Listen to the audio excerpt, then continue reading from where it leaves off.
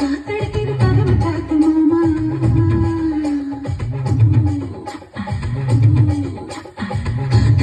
காத்தடிக்குது கதவு காத்து மாமா ஏன் மாமா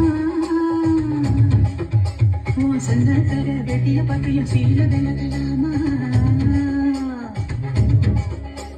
மக்களை பேச்சுக்கு நேரம் இல்லைய வாலிபம் ஊருக்கு தாண்டதில்லை அக்கமும் பக்கமும் யாரும் இல்லை இங்க வெக்கமும் துக்கமும் தேவையில்லை